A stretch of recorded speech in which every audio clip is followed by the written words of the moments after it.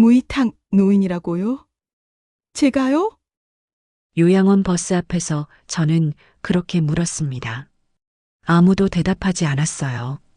파란색 유니폼을 입은 요양원 직원은 서류만 들여다보고 있었고 사위는 고개를 돌린 채 멀리 하늘만 바라봤죠. 제 딸은 고개를 푹 숙인 채 눈물만 흘렸습니다. 아침 공기가 차가웠어요. 2월 초였습니다. 겨울이 채 가시지 않은 날씨였죠. 손끝이 시렸지만 장갑을 낄 겨를도 없었습니다. 준비해온 작은 가방 하나. 평생 모아온 것들 중에서 딱 그것만 가져갈 수 있었어요. 동네 사람들이 하나둘 모여들기 시작했어요. 김씨 아주머니가 제일 먼저 달려왔습니다. 이 동네에서 20년을 살았으니 모두가 저를 알았죠. 함께 시장도 가고 겨울이면 김장도 담그던 사람들이었습니다. 사람들의 수군거림이 들렸어요. 누군가 작은 목소리로 말했습니다. 저 할머니 딸 있는데 손자도 있는데 어떻게 무이탁 노인이 될 수 있냐고. 누군가는 고개를 저었어요. 요즘 세상이 그렇다고 부모 버리는 자식들 많다고 했죠. 버스 기사님이 시계를 보며 재촉했어요. 출발 시간이 다가온다고 했습니다. 요양원 직원이 제게 다가왔죠.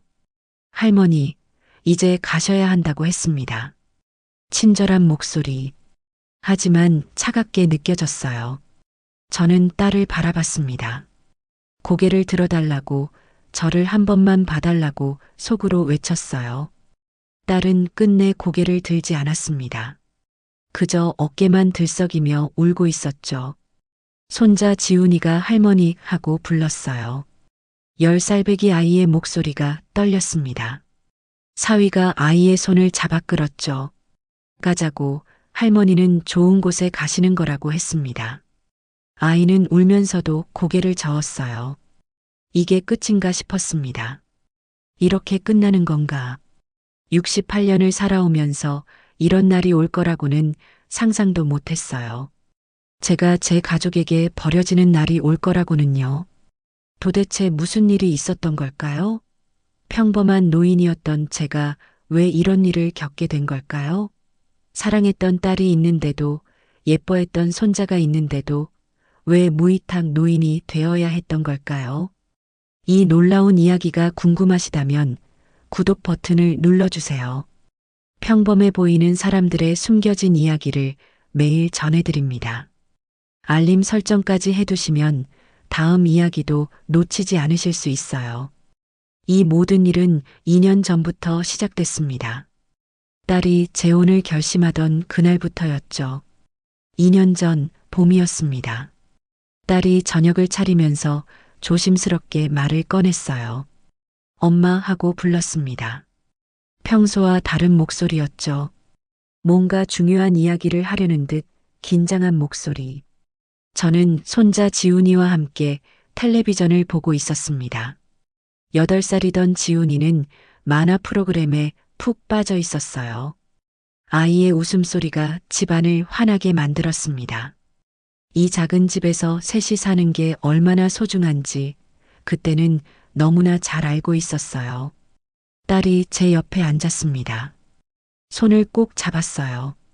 따뜻한 손이었지만 조금 떨리고 있었죠. 무슨 일인가 싶어 저는 딸의 얼굴을 바라봤습니다. 그동안 참 힘들게 살았습니다. 젊은 나이에 혼자가 되어서 아이를 키우며 살아온 딸. 낮에는 일하고 밤에는 아이를 돌보며 주말에는 아르바이트까지 하던 딸이었어요. 제가 곁에 있어서 조금이나마 도와줄 수 있었지만 딸의 고생을 다 덜어줄 수는 없었죠. 엄마 하고 딸이 다시 불렀습니다. 저는 딸의 손을 꼭 잡아줬어요. 괜찮아. 무슨 일이든 엄마한테 말해봐. 하고 말했습니다. 딸이 천천히 말했어요. 누군가를 만나고 있다고 했습니다. 좋은 사람이라고. 지훈이도 좋아하고 자기도 믿을 수 있는 사람 같다고 했죠. 그래서 재혼을 생각하고 있다고 했습니다. 저는 순간 숨이 멎는 것 같았습니다. 재혼이라는 단어. 그 단어가 머릿속에서 맴돌았어요. 기쁜 마음과 복잡한 마음이 동시에 밀려왔죠.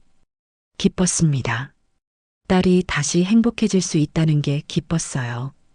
혼자 힘들게 살지 않아도 된다는 것, 의지할 사람이 생긴다는 게 얼마나 다행인지 몰랐습니다. 엄마로서 딸의 행복만큼 중요한 게 어디 있겠습니까? 하지만 한편으로는 마음이 무거웠어요. 복잡한 감정들이 얽혀 있었습니다. 새로운 사람이 우리 가족이 된다는 것, 이 작은 집에 낯선 사람이 들어온다는 것이 조금은 두려웠죠. 그리고 무엇보다 저는 이 집에서 계속 살 수 있을까 하는 걱정도 들었습니다. 딸이 제 표정을 살폈습니다. 엄마가 싫으면 안 해도 된다고 했습니다. 엄마가 제일 중요하다고 했습니다. 하지만 저는 고개를 저었습니다. 아니야, 엄마는 괜찮아 하고 말했습니다. 내가 행복하면 그게 제일 중요한 거야 하고 말해줬습니다. 딸이 울먹였습니다. 고맙다고 했습니다. 걱정하지 말라고 했습니다. 좋은 사람이라고 엄마도 분명 마음에 드실 거라고 했습니다. 그리고 무엇보다 엄마를 진짜 어머니처럼 모시고 싶다고 하는 사람이라고 했습니다. 그 말에 조금 안심이 됐습니다. 그래, 좋은 사람이겠지. 우리 딸이 고른 사람인데 하고 생각했습니다. 일주일 후 딸이 그 사람을 집으로 데려왔습니다. 문을 열고 들어선 남자는 40살쯤 돼 보였습니다. 키가 크고 인상이 단정했습니다. 정장을 입고 있었는데 깔끔하게 차려입은 모습이었습니다. 손에는 과일 바구니와 작은 선물 상자를 들고 있었습니다. 남자가 공손하게 인사했습니다. 어머님, 처음 뵙겠습니다. 민수라고 합니다. 목소리가 차분하고 예의 바른 사람처럼 느껴졌습니다. 저는 어색하게나마 인사를 받았습니다. 들어오세요 하고 말했습니다. 거실에 앉아서 이야기를 나눴습니다. 민수라는 사람은 작은 무역회사를 운영한다고 했습니다. 사업이 안정적이라고 했습니다.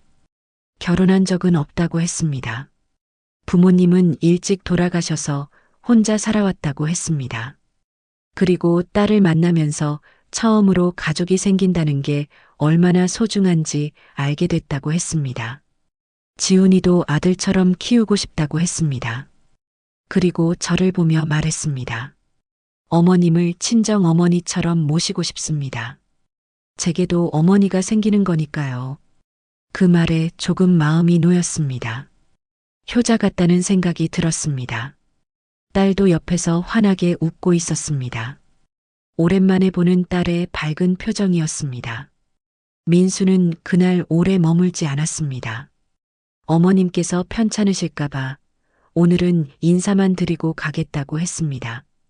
일어서면서 다시 한번 공손하게 인사했습니다. 다음에 또 뵙겠다고 했습니다. 문을 나서는 민수를 배웅하면서 저는 딸에게 물었습니다. 좋은 사람 같다고, 내가 행복하면 됐다고 말해줬습니다. 딸이 환하게 웃었습니다. 그 웃음을 보니 제 마음도 가벼워졌습니다. 그 후로 민수는 자주 집에 들렀습니다. 올 때마다 손에 뭔가를 들고 왔습니다. 어느 날은 고급 한우였고, 어느 날은 제가 좋아하는 약과였습니다. 지훈이에게는 장난감을 사다 줬습니다. 지훈이도 민수를 좋아하게 됐습니다. 아저씨 하고 부르며 따라다녔습니다. 민수는 아이와 잘 놀아줬습니다. 주말이면 놀이공원에 데려가기도 했습니다. 아이의 웃음소리가 집안에 가득했습니다. 석 달쯤 지났을 때 딸과 민수가 정식으로 결혼 이야기를 꺼냈습니다. 조촐하게 식을 올리고 싶다고 했습니다. 그리고 함께 살고 싶다고 했습니다. 저는 물었습니다. 이 작은 집에서 다 같이 살 수 있겠느냐고, 불편하지 않겠느냐고 물었습니다. 민수가 대답했습니다. 어머님과 떨어져 살 생각은 없습니다. 가족은 함께 사는 거니까요. 그 말에 저는 마음이 놓였습니다. 딸도 행복해 보였고, 손자도 좋아했고, 사위가 될 사람도 착해 보였습니다. 이보다 더 바랄 게 뭐가 있겠습니까? 결혼식은 5월에 올렸습니다. 작은 예식장에서 가까운 사람들만 모여서 조촐하게 치렀습니다. 딸의 하얀 드레스 모습이 아름다웠습니다. 민수도 단정한 양복을 입고 환하게 웃고 있었습니다. 식이 끝나고 신혼여행은 가지 않았습니다. 어머님 혼자 두고 갈 수 없다고 민수가 말했습니다. 지훈이도 있는데 나중에 가족여행으로 가자고 했습니다. 그런 배려가 고마웠습니다. 민수가 이 집으로 들어왔습니다. 짐이 많지 않았습니다. 옷가지 몇 벌과 책 몇 권이 전부였습니다. 원래 살던 집은 정리했다고 했습니다. 이제 여기가 진짜 집이라고 했습니다. 새로운 생활이 시작됐습니다. 민수는 새벽같이 일어나 출근 준비를 했습니다. 회사가 멀어서 일찍 나가야 한다고 했습니다. 나가기 전에 항상 제 방 앞에서 인사를 했습니다. 어머님 다녀오겠습니다. 하고 공손하게 인사했습니다. 저녁에는 늦게 들어올 때도 많았습니다. 사업 때문에 거래처를 만나야 한다고 했습니다. 하지만 들어오면 꼭 제 방으로 와서 인사를 했습니다. 어머님 늦게 들어와서 죄송합니다. 하고 말했습니다. 주말에는 가족과 시간을 보냈습니다. 외식을 자주 했습니다. 어머님이 좋아하실 만한 곳으로 가자고 민수가 말했습니다. 한정식집도 가고 회도 먹으러 갔습니다. 제 입맛을 맞춰주려고 애쓰는 게 느껴졌습니다. 딸은 행복해 보였습니다. 그동안 지쳐 보이던 얼굴에 생기가 돌았습니다. 웃음도 많아졌습니다. 민수와 이야기하는 딸의 모습이 편안해 보였습니다. 지훈이도 아빠하고 부르기 시작했습니다. 민수가 처음에는 아저씨라고 불러도 된다고 했지만 아이는 아빠라고 부르고 싶다고 했습니다. 민수가 아이를 안아주며 고맙다고 했습니다. 저도 마음이 편해졌습니다. 걱정했던 것들이 기우였다는 생각이 들었습니다. 민수는 정말 좋은 사람 같았습니다.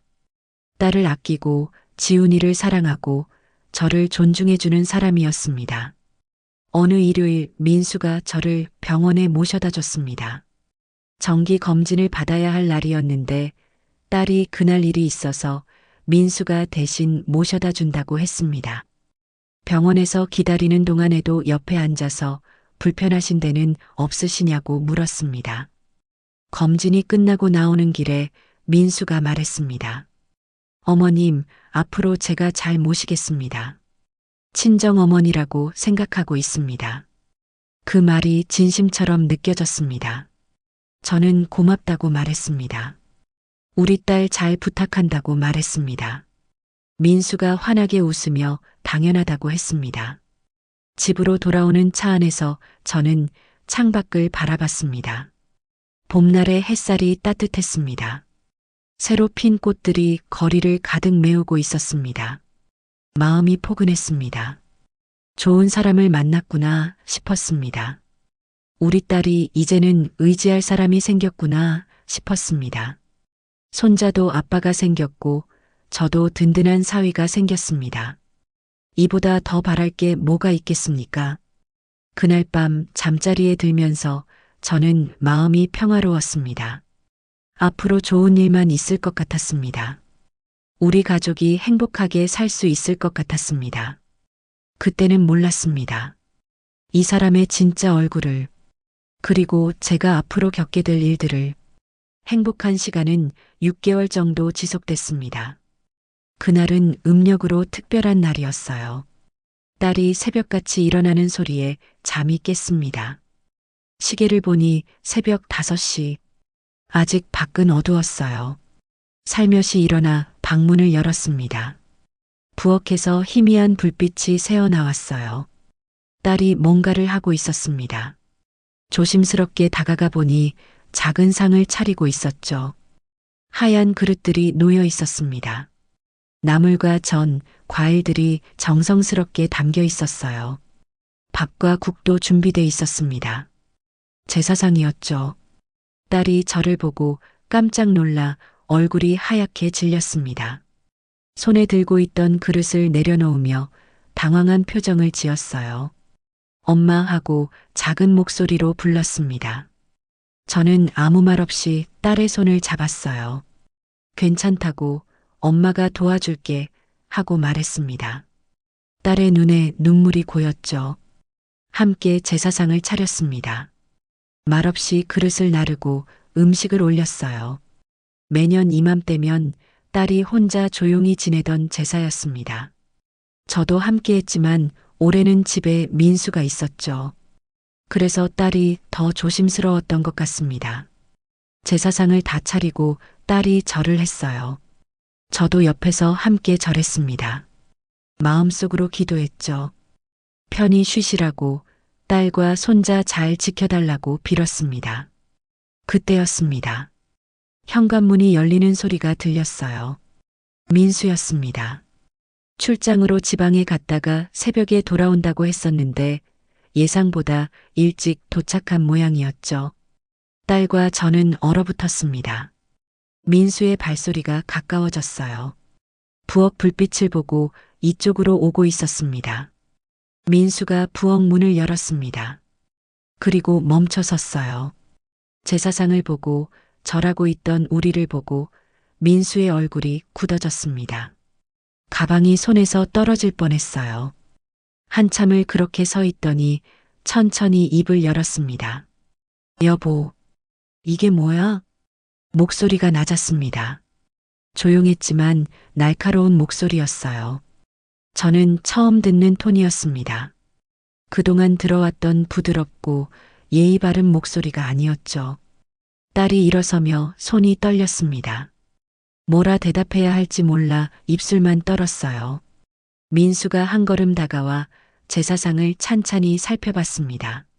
사진은 없었지만 제사상인 것은 누가 봐도 알 수 있었죠. 여보, 이게 무슨 제사야? 누구 제사를 지내는 거야? 딸이 입술을 깨물었습니다. 저는 딸의 손을 꼭 잡아줬어요. 괜찮아, 말해도 괜찮아 하고 속으로 말했습니다. 딸이 떨리는 목소리로 대답했어요. 전 남편 제사야. 민수의 얼굴이 더 굳어지며 눈이 커졌습니다. 믿을 수 없다는 표정이었어요. 뭐, 전 남편? 목소리가 높아졌습니다.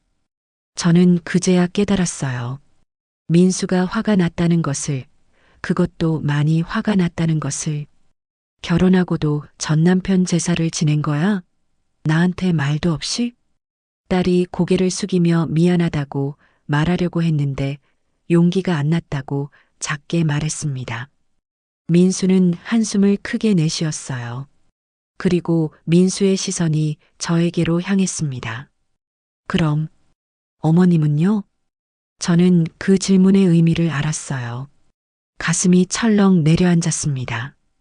이제 말해야 할 때가 온 것 같았죠. 민수가 다시 물었습니다. 어머님은 누구시죠? 수진이 친정어머니가. 맞으신 거죠? 딸이 제 손을 더 꽉 잡았어요. 저는 딸을 바라봤고 딸이 고개를 끄덕였습니다. 이제 말해야 한다는 눈빛이었죠. 딸이 떨리는 목소리로 말했습니다. 전 남편이 어머니야. 그 순간 시간이 멈춘 것 같았습니다. 민수의 얼굴에서 모든 표정이 사라졌어요. 그저 멍하니 저를 바라보다가 딸을 보고 다시 저를 봤습니다. 입이 벌어졌다가 다물어졌다가 반복했어요. 뭐라고? 딸이 울먹이기 시작하며 미안하다고 말했어야 했는데 못했다고 했습니다. 엄마가 친엄마처럼 대해주셨다고, 그래서 함께 살고 싶었다고 말했어요. 민수가 뒷걸음질 치며 손으로 머리를 쥐어뜯었습니다. 믿을 수 없다는 듯 고개를 저었어요. 지금 장난해? 전 남편 엄마랑 같이 산 거야? 나한테 친정어머니라고 한 거야? 목소리가 커졌습니다. 화가 났다는 것을 넘어서 배신감이 느껴지는 목소리였어요. 딸이 울면서 설명하려 했습니다.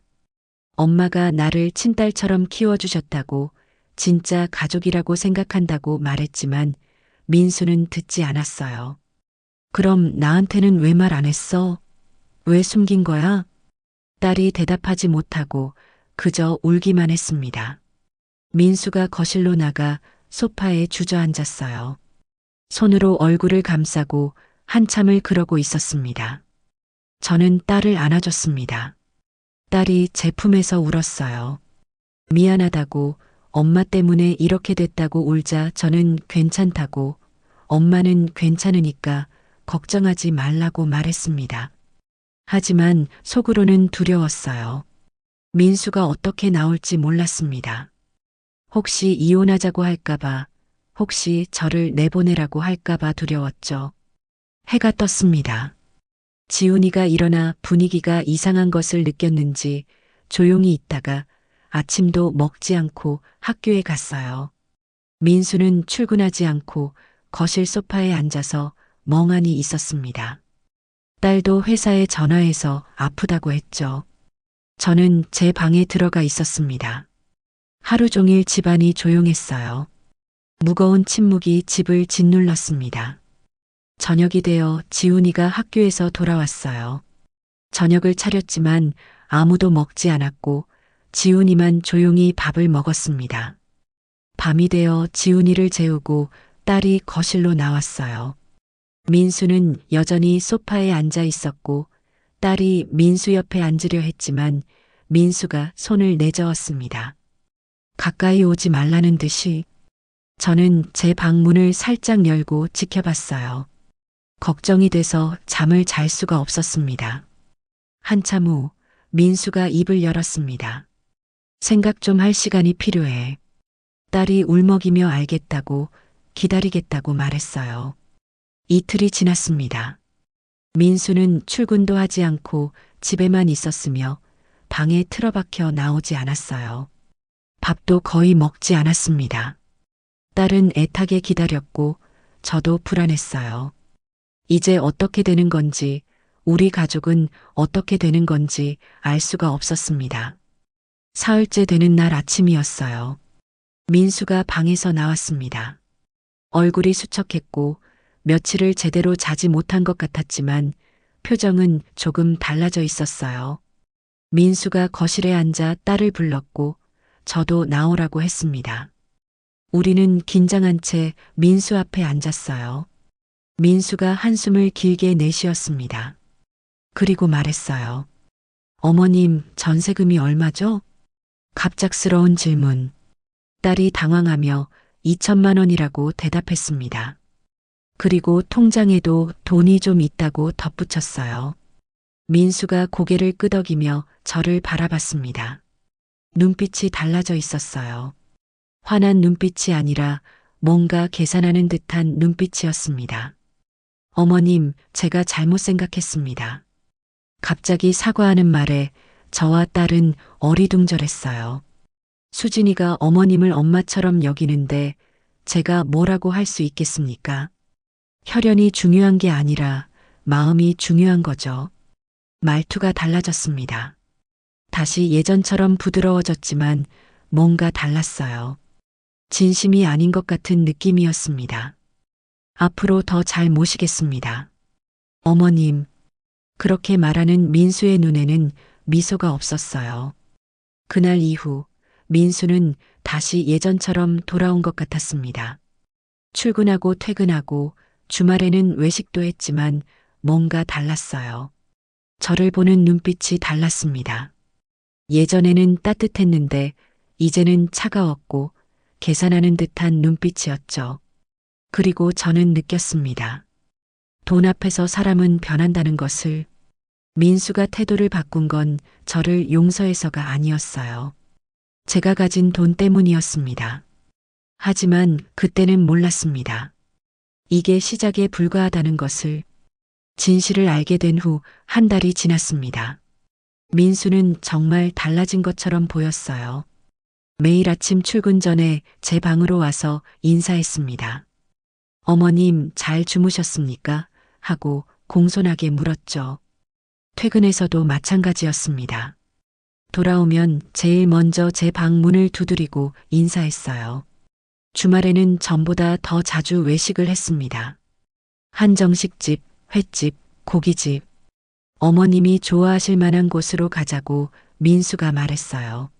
식사 중에도 제 그릇에 반찬을 계속 덜어주었습니다. 이것도 드셔보세요. 저것도 맛있어요. 하면서요. 딸은 행복해 보였습니다. 남편이 엄마를 이렇게 잘 모셔주니 얼마나 다행이냐고 제게 자주 말했어요. 지훈이도 아빠가 할머니한테 잘해주니까 좋다고 했습니다. 저도 조금씩 마음이 풀렸어요. 처음의 충격과 배신감은 정말이었지만 이제는 진심으로 저를 받아들이는 것 같았습니다. 혈연이 중요한 게 아니라고 했던 그 말이 진짜였나 싶었어요. 어느 토요일 저녁이었습니다. 저녁을 먹고 거실에서 텔레비전을 보고 있었어요. 지훈이는 방에서 숙제를 하고 있었고 딸은 설거지를 하고 있었습니다. 민수가 제 옆 소파에 앉았어요. 어머님, 조심스럽게 부르는 목소리였습니다. 평소와 달랐어요. 뭔가 말하기 어려운 이야기가 있는 듯한 목소리였죠. 저는 텔레비전 소리를 줄이고 민수를 바라봤습니다. 민수가 말을 이었어요. 회사 이야기를 꺼냈습니다. 작은 무역회사를 운영하고 있는데 요즘 사업이 잘 풀리고 있다고 했어요. 새로운 거래처가 생겼고 물량도 늘어나고 있다고 했습니다. 그래서 사업을 확장하려고 한다고 했어요. 더 큰 사무실로 옮기고 직원도 늘리고 창고도 하나 더 얻으려고 한다고요. 그러면 수입이 지금보다 2배는 늘어날 거라고 했습니다. 저는 고개를 끄덕이며 들었습니다. 좋은 일이네요 하고 말했어요. 민수가 잠시 머뭇거리더니 다시 입을 열었습니다. 그런데 어머님, 문제가 하나 있습니다. 은행 대출이 잘 안 나온다는 거였어요. 사업 확장을 위해서는 5천만 원 정도가 필요한데 은행에서는 3천만 원밖에 안 빌려준다고 했습니다. 2천만 원이 부족하다고요. 민수가 저를 조심스럽게 바라봤어요. 어머님께 감히 이런 말씀을 드리기가 정말 송구스럽습니다만. 그리고 말을 이었습니다. 혹시 어머님 전세금으로 잠깐만 도와주실 수 있으실까요? 그 순간 딸이 부엌에서 뛰어나왔습니다. 여보, 그게 무슨 소리야? 딸의 목소리가 높았어요. 당황한 표정이었습니다. 그건 엄마 전 재산인데 어떻게 그런 말을 해? 민수가 딸을 진정시키려고 손을 들었어요. 여보, 잠깐만 쓰는 거야. 사업되면 바로 갚을 거라니까. 하지만 딸은 고개를 저었습니다. 안 돼. 절대 안 돼. 그건 엄마가 평생 모은 돈이야. 민수가 한숨을 쉬며 말했어요. 나도 알아. 그래서 이렇게 조심스럽게 부탁드리는 거잖아.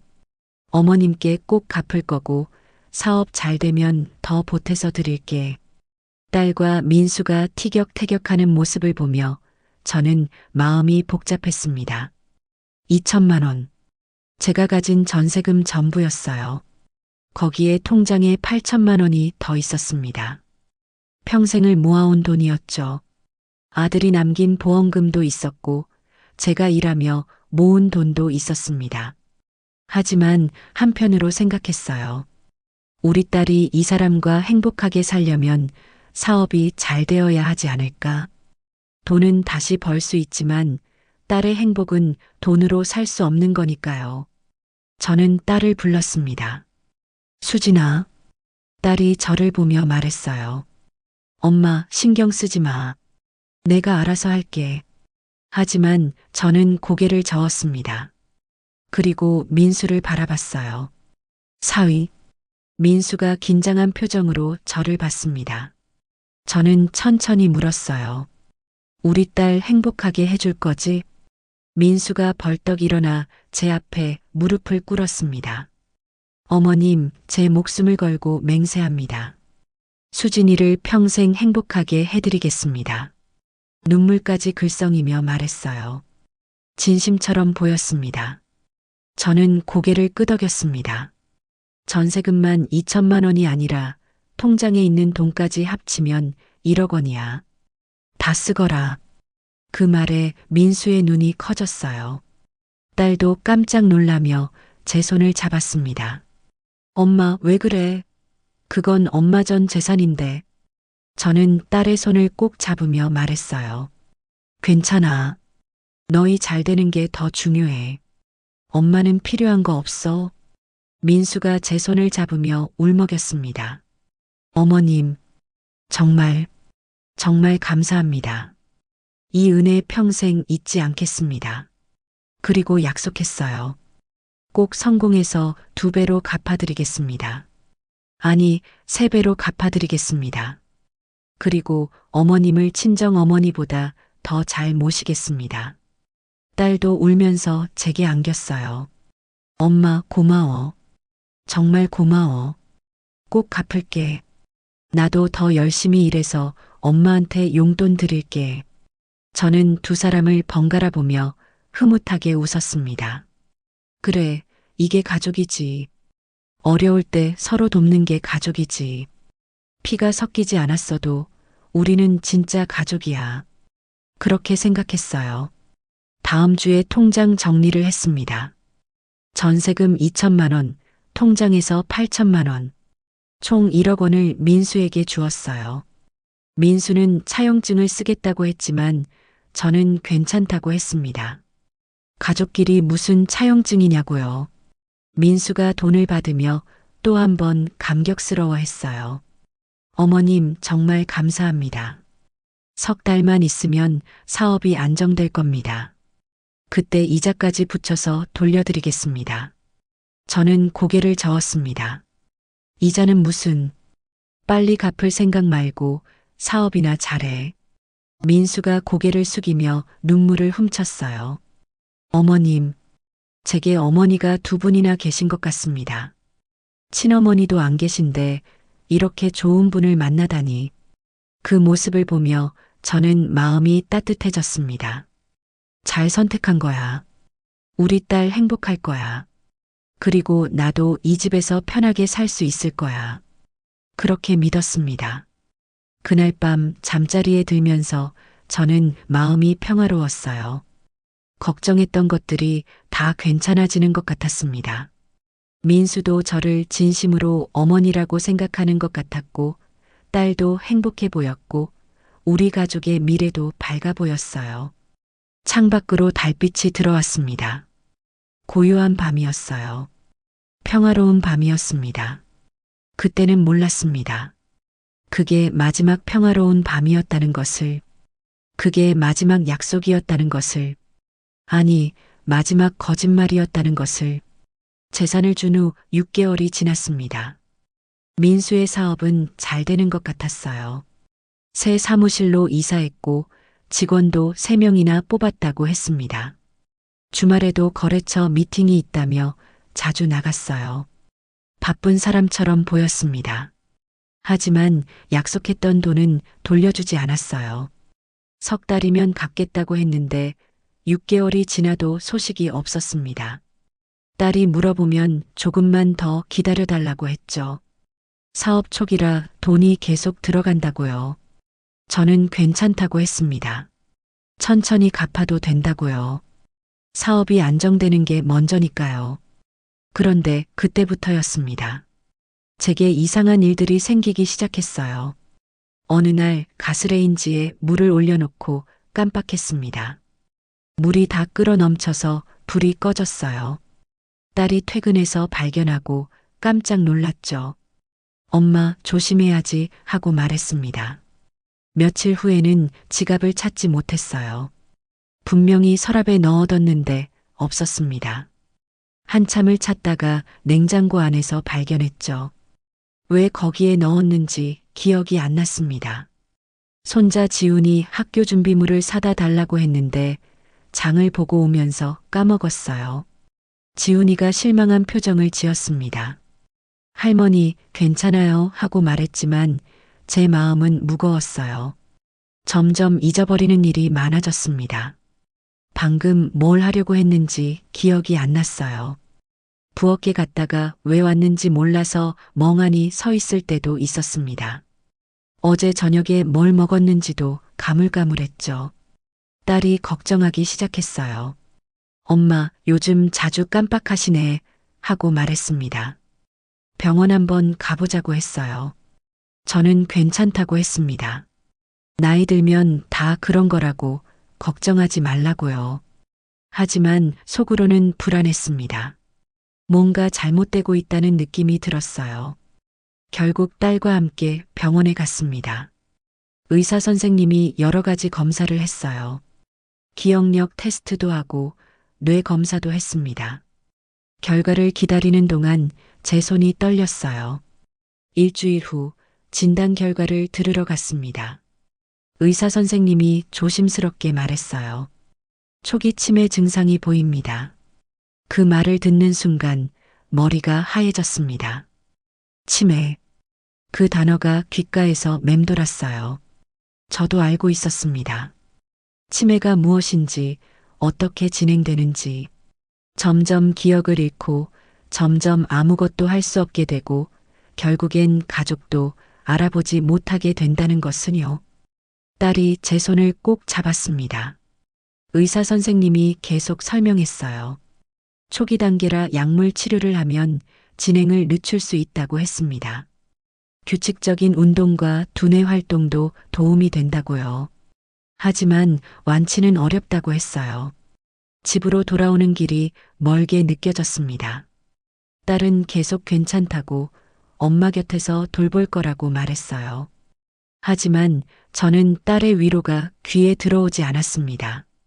내가 치매라니, 내가 점점 모든 걸 잊어버리게 된다니, 딸도 손자도 내가 누구인지도 잊어버리게 되는 건가. 두려웠습니다. 그날 밤 민수가 퇴근했어요. 딸이 조심스럽게 이야기했습니다. 엄마가 치매 진단을 받았다고요. 민수가 놀란 표정을 지었습니다. 치매요? 어머님이? 딸이 고개를 끄덕이며 눈물을 글썽였어요. 초기 단계래. 약 먹으면서 치료하면 된대. 민수가 한숨을 쉬었습니다. 그리고 저를 바라봤어요. 그 눈빛이 예전과 달랐습니다. 걱정이 아니라 뭔가 다른 감정이 보였어요. 어머님, 힘내세요. 우리가 잘 모실게요. 하지만 그 말에는 온기가 없었습니다. 시간이 지나면서 증세는 조금씩 심해졌어요. 밤에 화장실 가는 길을 잊어버려서 헤맬 때도 있었습니다. 딸이 깜짝 놀라 일어나서 저를 안내해 줬어요. 미안하다고 딸한테 짐이 된다고 했더니 딸이 울면서 아니라고 했습니다. 하지만 밤샘 간호는 딸을 지치게 만들었어요. 낮에는 일하고 밤에는 저를 돌보느라 딸의 얼굴이 수척해졌습니다. 다크서클이 짙어지고 웃음도 줄어들었어요. 민수가 바뀌기 시작한 건 그때부터였습니다. 처음엔 미묘했어요. 저와 눈을 잘 마주치지 않았습니다. 말도 줄었죠. 예전처럼 먼저 인사하러 오지도 않았어요.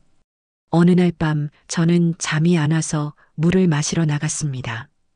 거실에서 민수와 딸이 이야기하는 소리가 들렸어요. 당신 엄마 때문에 나도 못 자겠어.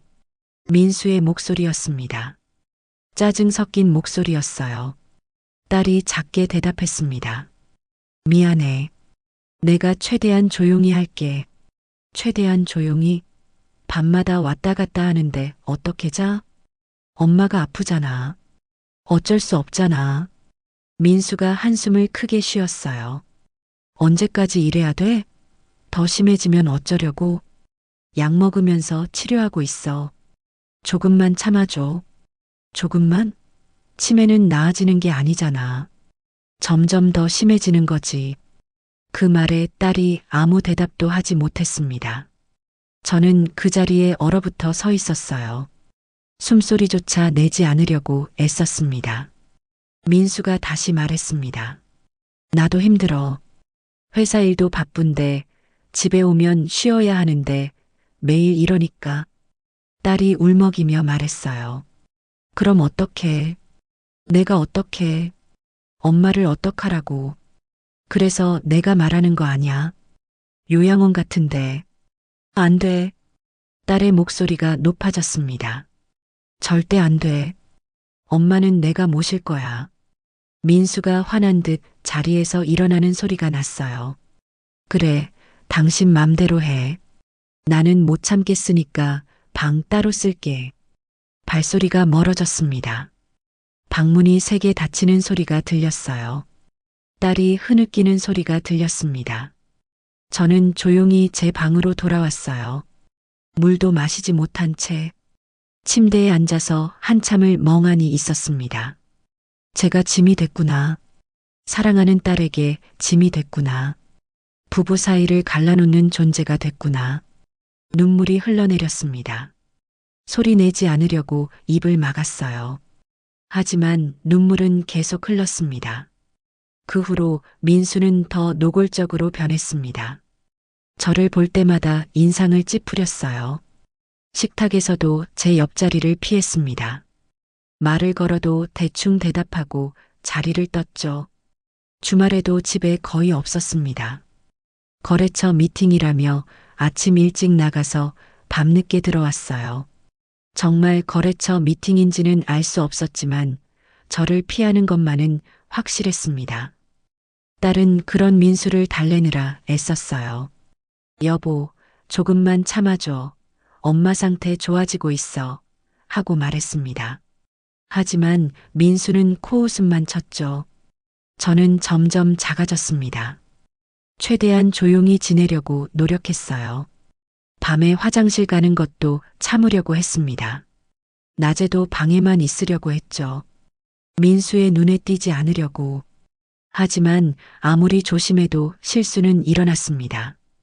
어느 날 세탁기에 빨래를 넣고 세제를 너무 많이 넣었어요. 거품이 넘쳐 흘러서 욕실이 온통 물바다가 됐습니다.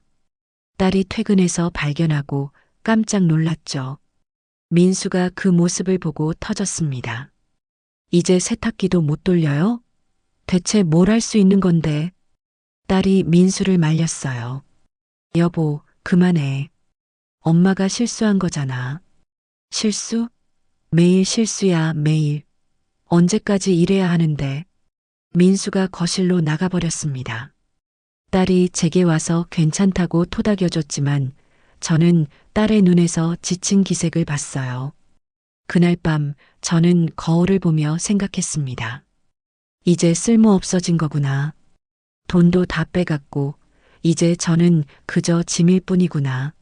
민수가 저를 보는 눈빛에서 알 수 있었습니다. 이제 저는 버려도 되는 존재가 됐다는 것을요. 하지만 그때는 몰랐습니다. 더 끔찍한 일이 기다리고 있다는 것을. 치매 진단을 받은 지 1년이 지났습니다. 약을 먹고 있었지만 증세는 조금씩 나빠졌어요. 어제 일을 오늘 기억 못할 때가 많아졌습니다. 손자 이름도 가끔 헷갈렸죠. 지훈아 하고 부르다가 멈칫할 때가 있었어요. 딸은 점점 지쳐갔습니다. 낮에는 회사, 밤에는 저를 돌보느라 제대로 쉬지 못했어요. 얼굴에서 생기가 사라졌습니다. 웃음도 거의 보이지 않았죠. 민수와의 사이도 더 나빠졌어요. 요즘은 말도 거의 안 했습니다. 같은 집에 살지만 남남처럼 지냈죠. 민수는 방을 따로 쓴 지 오래였어요. 저는 최대한 조용히 지내려고 애썼습니다. 딸한테 더 이상 짐이 되고 싶지 않았어요. 하지만 병은 제 의지대로 되지 않았습니다. 어느 목요일 밤이었어요. 저는 일찍 잠들었다가 새벽에 깼습니다. 시계를 보니 새벽 2시. 목이 말라서 물을 마시러 나가려고 했죠. 방문을 살짝 열었는데 거실에 불이 켜져 있었어요. 민수와 딸의 목소리가 들렸습니다. 낮은 목소리로 무언가 이야기하고 있었죠. 저는 문을 다시 닫으려다가 멈췄습니다. 민수의 목소리가 진지했어요. 중요한 이야기를 하는 것 같았습니다. 귀를 기울였어요. 민수가 요양원 이야기를 꺼냈습니다. 이제 한계라고 어머님을 전문 시설에 모셔야 한다고 했어요. 딸은 절대 안 된다고 반대했습니다. 우리가 모셔야 한다고 했죠. 하지만 민수는 계속 설득했어요. 딸도 힘들지 않냐고, 이러다 쓰러지면 어떡하냐고 물었습니다. 그리고 무언가 더 말했는데 목소리가 작아져서 잘 들리지 않았어요.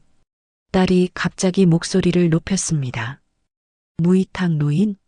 그게 무슨 소리야? 그 말이 또렷하게 들렸어요. 무이탁 노인. 그 단어가 귓가에 꽂혔습니다. 민수가 딸을 진정시키려는 듯 뭐라 말했어요. 하지만 딸은 계속 반대했습니다. 그건 거짓말이라고, 사기라고 소리쳤죠. 두 사람의 목소리가 점점 커졌어요. 민수는 요양원 비용 이야기를 했습니다. 한 달에 200만 원이라고, 그 돈을 어떻게 내냐고 했어요. 무이탁으로 신청하면 공짜라고 했습니다. 딸이 단호하게 거부했어요. 절대 안 된다고 말했습니다. 그때 민수가 한숨을 크게 쉬더니 말했습니다. 어머님 볼 때마다 당신 전 남편 생각나서 짜증나. 제 심장이 멎는 것 같았어요. 딸이 뭐라고 되묻는 소리가 들렸습니다. 믿을 수 없다는 듯한 목소리였죠. 민수는 미안하지만 진심이라고, 전 남편 엄마를 왜 자기가 평생 모셔야 하냐고 말했어요. 두 사람이 한참 말다툼을 했습니다. 딸은 계속 반대했고 민수는 계속 설득했어요. 마침내 민수가 최후 통첩을 했습니다. 당신이 어머님 선택하면 나는 나갈 거야. 이혼하겠다는 소리였어요. 딸이 우는 소리가 들렸습니다. 어떻게 그런 말을 하냐고 울먹이며 물었죠. 민수는 차갑게 대답했어요. 자기도 한계라고, 진지하게 생각해 보라고 했습니다. 그리고 방으로 들어가는 발소리가 났어요. 거실에서 딸이 혼자 흐느끼는 소리가 들렸습니다. 저는 조용히 제 방으로 돌아왔어요. 침대에 앉았습니다. 온몸이 떨렸어요. 요양원, 무이탁 노인, 이혼, 그 단어들이 머릿속을 맴돌았습니다. 제가 이 지경까지 만들었구나. 사랑하는 딸의 결혼을 파탄내고 있구나. 딸을 이혼 위기로 몰아넣고 있구나. 눈물이 났습니다. 하지만 소리내서 울 수 없었어요. 딸이 들을까봐. 이불을 뒤집어 쓰고 조용히 울었습니다. 다음 날부터 집안 분위기가 더 냉랭해졌어요. 민수는 저를 쳐다보지도 않았습니다. 식사 시간에도 딴청을 피웠죠. 주말에는 아예 집에 없었어요. 거래처 미팅이라며 아침 일찍 나가서 밤늦게 들어왔습니다. 딸의 얼굴은 점점 어두워졌어요. 눈이 퉁퉁 부어 있었습니다. 밤에 많이 운 것 같았어요. 낮에도 멍한 표정으로 있을 때가 많았죠. 일주일쯤 지났을 때였어요. 저녁을 먹고 있는데 민수가 갑자기 말했습니다. 생각 정리됐어? 딸이 수저를 내려놓았어요. 무슨 말인지 알고 있다는 표정이었습니다. 이번 주까지 답 안 주면 나 짐 싸서 나갈 거야. 민수의 목소리가 차갑고 단호했어요. 딸은 아무 대답도 하지 못했습니다. 그저 고개를 숙이고 있었죠. 민수가 자리에서 일어나 방으로 들어갔어요. 지훈이가 작은 목소리로 물었습니다. 엄마, 아빠가 왜 그래? 딸이 지훈이를 안으며 울었어요. 아무 말도 하지 못하고 그저 아이를 꼭 안고 울었습니다. 저는 그 모습을 보며 가슴이 찢어지는 것 같았어요.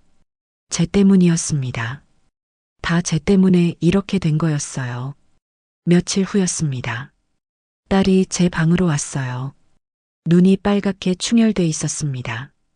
며칠 밤을 울었을 것 같았어요. 엄마. 딸이 제 손을 잡으며 울었습니다. 미안해. 엄마, 정말 미안해. 저는 알았어요.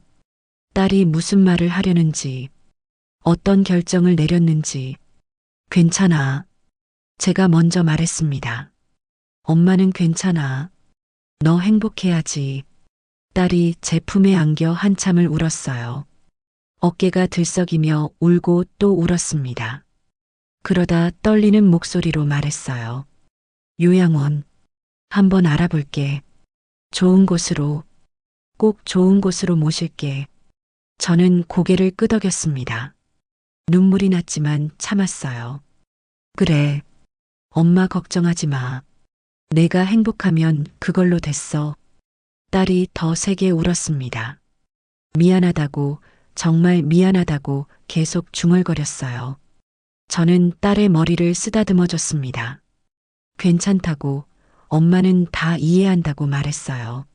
하지만 속으로는 알고 있었습니다. 딸은 결국 남편을 선택했다는 것을, 그리고 민수가 말한 무이탁 노인 신청을 하게 될 거라는 것을. 저는 버려질 운명이었습니다. 그날 밤 지훈이가 제 방에 몰래 들어왔어요. 할머니, 지훈이가 제 손을 잡았습니다. 작은 손이 떨리고 있었어요. 할머니, 저는 할머니 좋아요. 안 가셨으면 좋겠어요. 10살배기 아이의 눈에서 눈물이 흘렀어요. 저는 지훈이를 안아주며 말했습니다. 고마워, 우리 지훈이. 할머니도 지훈이 사랑해. 지훈이가 제 품에서 한참을 울었어요. 작은 몸이 덜덜 떨렸습니다. 적어도 한 사람, 적어도 이 작은 손자만은 저를 원하고 있었습니다. 이 아이만은 제 편이었어요. 하지만 그것도 어쩔 수 없었습니다. 딸은 이미 남편을 선택했고 저는 곧 이 집을 떠나야 했으니까요. 요양원으로, 무이탁 노인으로, 가족도 없는 사람처럼. 하지만 저는 이대로 포기할 수 없었습니다. 그로부터 2주일 후였습니다. 딸이 조심스럽게 이야기를 꺼냈어요. 요양원을 알아봤다고 했습니다. 환경도 좋고 전문 간호사도 있는 곳이라고 했죠.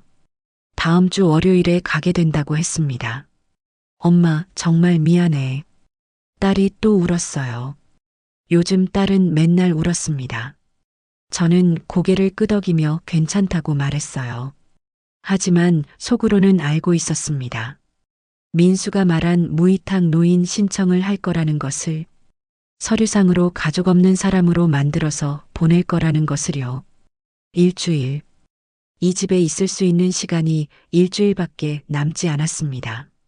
그날 밤 잠이 오지 않았어요. 침대에 누워 천장만 바라봤습니다. 이대로 갈 수는 없었어요. 그냥 당할 수만은 없었습니다. 저는 평범한 노인이었어요. 특별한 능력도 없고 치매까지 걸린 늙은 사람. 하지만 포기할 수는 없었습니다. 딸을 지켜야 했어요. 손자도 지켜야 했습니다. 그리고 저 자신도 지켜야 했죠. 다음 날 아침 결심했습니다. 할 수 있는 것들을 하기로 했어요. 작은 것이라도 무엇이든 해보기로 했습니다. 민수와 딸이 출근한 후 지훈이가 학교 가기 전에 불렀어요. 지훈아, 할머니 좀 도와줄래? 지훈이가 고개를 끄덕였습니다. 할머니를 위해서라면 뭐든 하겠다는 표정이었어요. 저는 지훈이에게 부탁했습니다. 할머니 방에 작은 녹음기를 놓아달라고요. 민수가 또 저에 대해 나쁜 말을 하면 녹음해야 한다고 했습니다. 할머니, 이거 증거 만드는 거죠? 지훈이가 물었어요. 똑똑한 아이였습니다. 저는 고개를 끄덕였어요. 그래. 할머니가 억울하게 당하면 안 되니까. 지훈이가 알겠다며 자기 방에서 녹음기를 가져왔습니다. 요즘 아이들은 전자기기를 잘 다뤘어요. 금방 설치하고 사용법까지 가르쳐 줬습니다. 할머니, 이 버튼 누르면 녹음돼요. 여기 숨겨 놓을게요. 지훈이가 서랍 뒤쪽에 녹음기를 숨겼어요. 그날 저녁 민수가 또 저에 대해 불평했습니다. 딸한테 어머님 빨리 보내야 한다고, 자기는 더 이상 못 참겠다고 했어요. 목소리가 컸습니다. 녹음기에 다 담겼을 거예요. 다음 날은 서류를 챙겼습니다. 제가 민수에게 돈을 준 증거들이었어요. 통장 거래 내역, 전세금 빼낸 기록. 다행히 제 방 서랍에 다 보관돼 있었습니다. 치매가 있어도 중요한 서류는 잘 챙겨뒀었어요. 그 서류들을 복사해야 했습니다. 하지만 저는 복사기 사용법을 몰랐어요. 지훈이에게 또 부탁했습니다. 할머니, 제가 학교 끝나고 편의점 가서 복사해 올게요. 지훈이가 서류를 들고 학교에 갔어요. 오후에 돌아왔을 때 깨끗하게 복사된 서류를 가져왔습니다. 할머니, 여기 원본이고 여기 복사본이에요. 복사본은 제 책가방에 숨겨놓을게요. 지훈이가 자기 책가방 안쪽 지퍼 주머니에 서류를 넣었어요. 아무도 모를 곳에 숨긴 거였습니다. 저는 지훈이를 꼭 안아줬어요. 고마워, 우리 지훈이. 할머니 큰 힘이 돼. 지훈이가 제 품에 안기며 말했습니다. 할머니, 제가 할머니 지킬게요. 10살 배기 아이의 다짐이었지만 저에게는 큰 위로가 됐습니다. 사흘째 되는 날 동네 김씨 아주머니를 만났어요. 장을 보러 나갔다가 슈퍼 앞에서 마주쳤습니다. 20년을 같은 동네에서 산 사이였어요. 김씨 아주머니는 저를 보고 반갑게 인사했습니다. 어머 언니, 요즘 어떻게 지내세요? 저는 잠시 망설이다가 말했어요. 아주머니 사실은. 그리고 조심스럽게 이야기했습니다. 제가 다음 주에 요양원 간다고요. 무이탁 노인으로 신청한다고 들었다고 했어요. 김씨 아주머니가 깜짝 놀랐습니다. 무슨 소리예요? 언니 딸 있잖아요. 손자도 있고. 저는 고개를 끄덕였어요. 그게 문제라고 가족이 있는데 없는 것처럼 서류를 꾸민다고 말했습니다. 김씨 아주머니가 화를 냈어요. 그게 말이 돼요? 그건 사기잖아요. 주변 사람들이 쳐다봤습니다. 아주머니가 목소리를 낮추며 말했어요. 언니, 그냥 당할 거예요?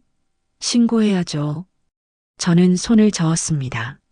아직은 때가 아니라고요.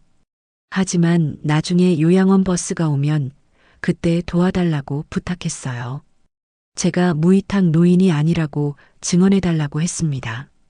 김씨 아주머니가 제 손을 꼭 잡았어요. 언니, 걱정 마세요. 제가 꼭 도와드릴게요. 동네 사람들한테도 다 말할게요. 그렇게 해서 이웃들이 알게 됐습니다. 제 사정을 알게 된 사람들은 모두 분노했어요. 딸도 있고 손자도 있는 사람을 무이탁 노인으로 보내다니 말도 안 된다고 했습니다. 나흘째 되는 날 동네 복지관에 갔습니다. 지훈이가 학교 끝나고 저를 데려다 줬어요. 손을 꼭 잡고 함께 걸어갔습니다. 복지관에는 젊은 여자 상담사가 있었어요. 이름표를 보니 박지원 씨였습니다. 저는 상황을 설명했어요. 요양원에 간다는 것, 무이탁 노인으로 신청한다고 들었다는 것. 하지만 저에게는 딸도 있고 손자도 있다는 것을 말했습니다. 박 상담사가 심각한 표정을 지었어요. 할머니, 그건 불법이에요. 노인 유기죠. 저는 고개를 끄덕였습니다. 알고 있다고 했어요. 그래서 도움이 필요하다고 했습니다. 박 상담사가 메모를 하며 물었어요. 언제 요양원 가시냐고요. 저는 다음 주 월요일이라고 대답했습니다. 그날 제가 가볼게요. 할머니, 주소 알려주세요. 박 상담사가 제 주소를 적었어요. 그리고 약속했습니다. 요양원 버스 오면 가서 확인하겠다고요. 무이탁 노인 신청이 맞는지 확인하고 문제가 있으면 바로 조치하겠다고 했습니다. 할머니, 걱정하지 마세요. 제가 도와드릴게요. 박 상담사가 제 손을 잡아줬어요. 따뜻한 손이었습니다. 집으로 돌아오는 길 지훈이가 물었습니다. 할머니, 이제 안 가도 돼요? 저는 고개를 저었어요. 아직 몰라. 하지만 할머니가 할 수 있는 건 다 하고 있어. 지훈이가 제 손을 꼭 잡았습니다. 할머니, 저도 도울게요. 뭐든지 시키세요. 저는 지훈이의 머리를 쓰다듬어 줬어요. 이 작은 손자가 제일 큰 힘이었습니다. 집에 도착하니 딸이 있었어요. 일찍 퇴근한 모양이었습니다. 저를 보더니 어디 갔다 오냐고 물었어요. 저는 그냥 산책했다고 말했습니다. 딸은 조심하라고, 혼자 다니지 말라고 했죠. 걱정하는 목소리였어요. 그날 밤 짐을 쌌습니다. 요양원에 가져갈 옷가지 몇 벌을 작은 가방에 넣었어요. 많이 가져갈 필요는 없었습니다. 어차피 돌아올 거니까요. 아니, 돌아와야 했습니다. 제가 준비한 것들로 충분할까요? 녹음기, 서류 복사본, 이웃들의 증언, 복지관 상담사의 도움. 이것들로 민수를 막을 수 있을까요? 확신은 없었습니다.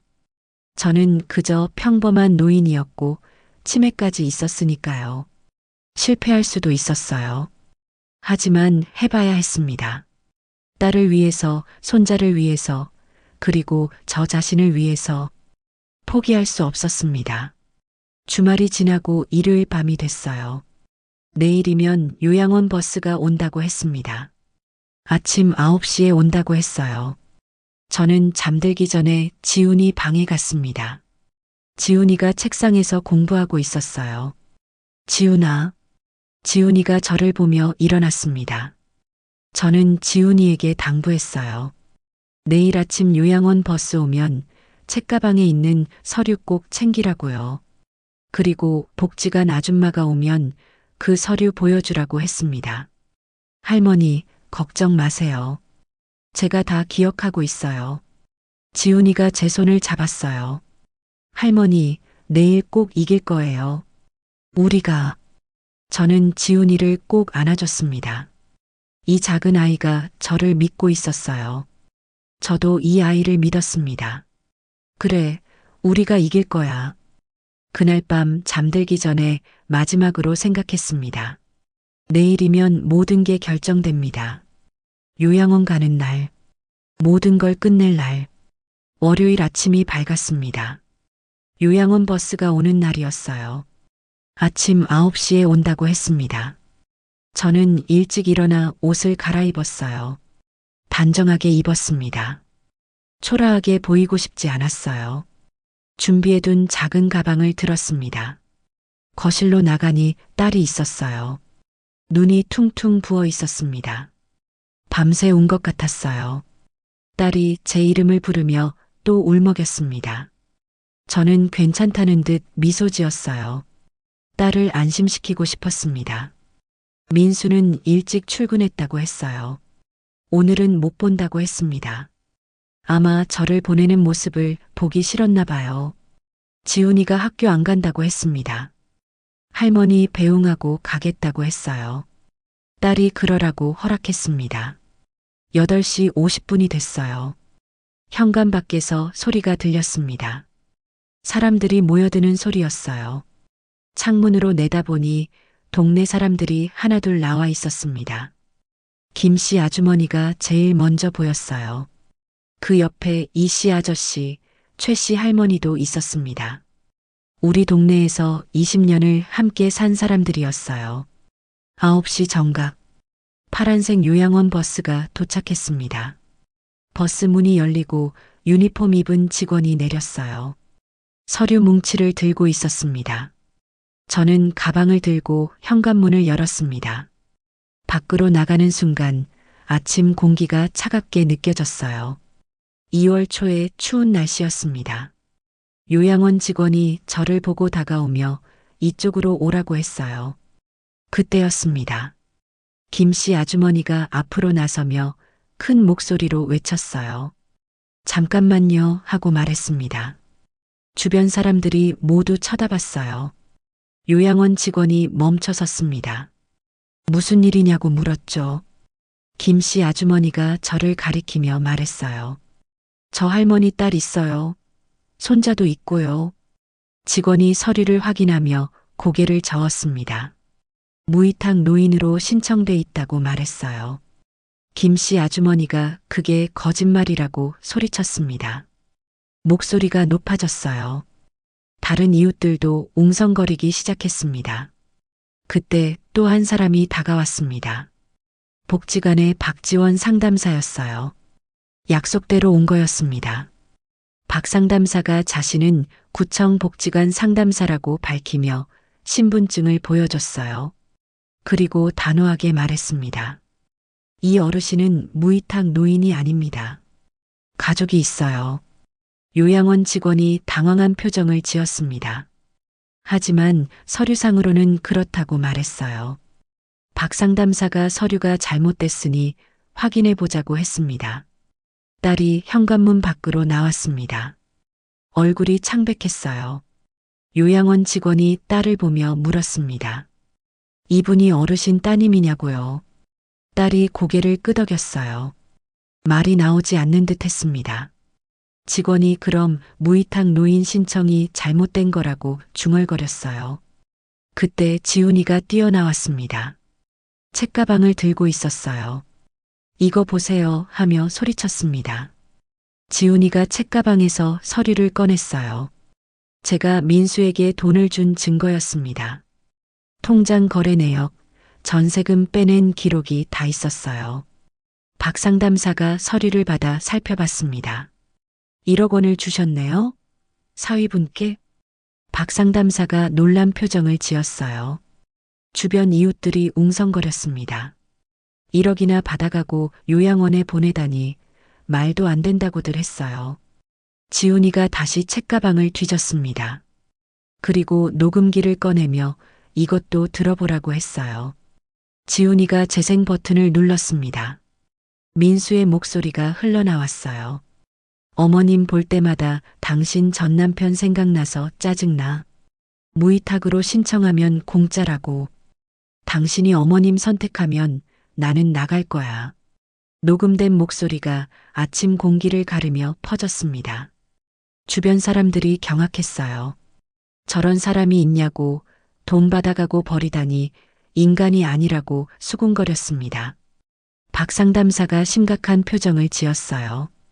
이건 노인 유기라고 신고해야겠다고 말했습니다. 상담사가 휴대전화를 꺼내 전화를 걸었어요. 경찰에 신고하는 것 같았습니다. 딸이 그 모습을 보며 무릎이 꺾였어요. 주저앉으며 울기 시작했습니다. 미안하다고, 정말 미안하다고 계속 말했어요. 딸이 제게 기어오듯 다가와 제 다리를 붙잡았습니다. 엄마, 미안해. 내가 잘못했어. 내가 나빴어. 딸이 제 발을 붙잡고 울었어요. 어깨가 들썩이며 울고 또 울었습니다. 저는 딸을 내려다봤습니다. 이 사람도 피해자였어요. 민수한테 속았고 협박당했고 어쩔 수 없이 저를 보내려 했던 거였습니다. 저는 딸을 일으켜 세웠어요. 그리고 안아줬습니다. 괜찮다고 말했어요. 딸이 제 품에서 울었습니다. 엄마, 엄마 하고 계속 중얼거리며 울었어요. 잠시 후 경찰차가 도착했습니다. 경찰관 2명이 내렸어요. 박 상담사가 상황을 설명했습니다. 녹음 파일과 서류도 보여줬어요. 경찰관이 고개를 끄덕이며 사위는 어디 있냐고 물었습니다. 딸이 떨리는 목소리로 회사에 출근했다고 대답했어요. 경찰관이 회사 주소를 물었고 딸이 가르쳐줬습니다. 경찰관들이 민수를 찾아가겠다고 했어요. 요양원 직원은 이미 버스로 돌아갔습니다. 무위탁 노인 신청이 잘못됐으니 모시고 갈 수 없다고 했어요. 사람들이 하나둘 흩어졌습니다. 김 씨 아주머니가 가기 전에 제 손을 잡았어요. 잘 됐다고, 정말 다행이라고 말했습니다. 저는 고개를 숙여 감사하다고 인사했습니다. 이웃들이 모두 떠나고 박 상담사도 연락하겠다며 갔어요. 집 앞에는 저와 딸, 그리고 지훈이만 남았습니다. 딸이 여전히 울고 있었어요. 저는 딸의 등을 토닥여줬습니다. 들어가자고, 안으로 들어가자고 말했어요. 셋이서 집으로 들어갔습니다. 거실에 앉았어요. 한참을 아무 말 없이 앉아 있었습니다. 지훈이가 제 손을 잡았어요. 할머니, 이겼다고 말했습니다. 우리가 이겼다고요. 저는 지훈이의 머리를 쓰다듬어 줬습니다. 그래, 우리가 이겼다고 말했어요. 하지만 속으로는 알고 있었습니다. 이건 시작일 뿐이라는 것을, 진짜 싸움은 지금부터라는 것을, 민수가 어떻게 나올지, 딸은 어떤 선택을 할지, 우리 가족은 어떻게 될지, 아직 아무것도 끝나지 않았어요. 하지만 적어도 오늘은, 적어도 오늘만은 저는 버려지지 않았습니다. 그로부터 6개월이 지났습니다. 민수는 경찰 조사를 받았어요.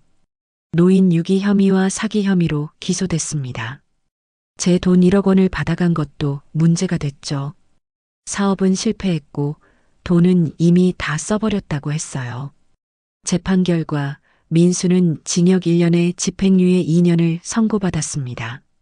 그리고 제게 돈을 갚으라는 판결도 나왔어요. 하지만 민수한테는 돈이 없었습니다. 분할 상환 명령이 떨어졌지만 매달 50만 원씩 갚는다고 해도 16년이 넘게 걸리는 금액이었어요. 딸은 이혼을 결심했습니다. 더 이상 민수와 살 수 없다고 했어요. 저를 배신한 것도, 거짓말한 것도, 돈을 가져간 것도 용서할 수 없다고 했습니다. 무엇보다 저를 버리려 했던 것이 제일 용서가 안 된다고 했죠. 이혼 절차는 빠르게 진행됐어요. 민수도 반대하지 않았습니다. 재산 분할도 없었어요. 민수한테는 남은 게 없었으니까요. 딸과 지훈이 그리고 저 셋이서 다시 시작하게 됐습니다. 하지만 그 집에서는 살 수 없었어요. 전세금이 없어졌으니까요. 저는 제 돈을 돌려받지 못했고 딸의 월급만으로는 그 집을 유지할 수 없었습니다. 우리는 작은 투룸으로 이사했어요. 딸과 지훈이가 방 하나를 쓰고 저는 작은 방 하나를 썼습니다. 예전 집의 절반도 안 되는 크기였어요. 부엌도 좁았고 화장실도 작았습니다. 하지만 괜찮았어요. 셋이 함께 있다는 것만으로도 충분했습니다. 이사한 날 짐을 다 풀고 나서 셋이 작은 거실에 앉았어요. 좁은 공간이었지만 포근했습니다. 딸이 제 손을 잡았어요. 엄마, 미안해. 이렇게 작은 집에서 살게 돼서. 저는 고개를 저었습니다. 무슨 소리야? 엄마는 행복해. 정말 그랬어요. 큰 집에서 눈치 보며 사는 것보다 작은 집에서 편하게 사는 게 훨씬 나았습니다. 지훈이가 말했어요. 할머니, 저는 할머니랑 같이 사는 게 좋아요. 저는 지훈이를 안아줬습니다. 이 아이가 저를 지켜줬어요. 10살밖에 안 된 아이가 할머니를 위해 싸워줬습니다. 시간이 흘렀어요. 저는 여전히 치매 약을 먹고 있었습니다. 증세가 완전히 나아지지는 않았어요. 여전히 잊어버릴 때가 있었고 헷갈릴 때도 있었습니다. 하지만 예전보다는 나아졌어요. 규칙적으로 약을 먹고 복지관에서 하는 치매 예방 프로그램에도 참여했습니다. 간단한 운동도 하고 다른 어르신들과 이야기도 나눴어요. 무엇보다 마음이 편해졌습니다. 눈치 볼 사람이 없었어요. 민수의 차가운 시선도 짜증 섞인 한숨도 없었습니다. 그냥 딸과 손자와 평화롭게 살았어요. 딸도 변했습니다. 예전처럼 밝아졌어요. 웃음도 많아졌고 얼굴에 생기가 돌았습니다. 혼자 아이 키우며 일하는 게 힘들긴 했지만 그래도 행복해 보였어요. 엄마가 곁에 계셔서 다행이야. 딸이 자주 그렇게 말했습니다. 엄마가 지훈이 봐주시니까 내가 일할 수 있어. 그리고 엄마가 있으니까 외롭지 않아. 저도 마찬가지였어요. 딸이 있어서, 손자가 있어서 외롭지 않았습니다. 어느 일요일 오후였어요. 셋이서 근처 공원에 산책을 나갔습니다. 날씨가 좋았어요. 5월의 햇살이 따뜻했습니다. 벤치에 앉아 쉬고 있는데 지훈이가 물었어요. 할머니는 가족이 뭐라고 생각하세요? 갑작스러운 질문이었습니다. 저는 잠시 생각했어요. 가족이 뭘까요? 피를 나눈 사람? 함께 사는 사람? 법적으로 묶인 사람? 저는 천천히 대답했습니다. 가족은 서로를 지켜주는 사람들이야. 지훈이가 고개를 끄덕였어요. 그럼 할머니랑 저랑 엄마는 진짜 가족이네요. 저는 미소 지었습니다. 그래. 우리는 진짜 가족이지.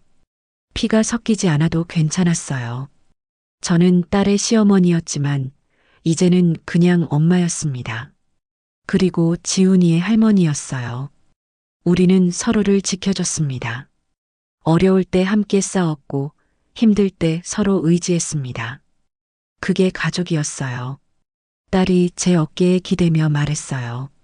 엄마 사랑해. 저는 딸의 머리를 쓰다듬어 줬습니다. 나도 사랑해, 우리 딸. 지훈이도 제 다른 쪽에 앉으며 말했어요. 저도 할머니 사랑해요. 저는 두 사람을 바라봤습니다. 제 가족이었어요.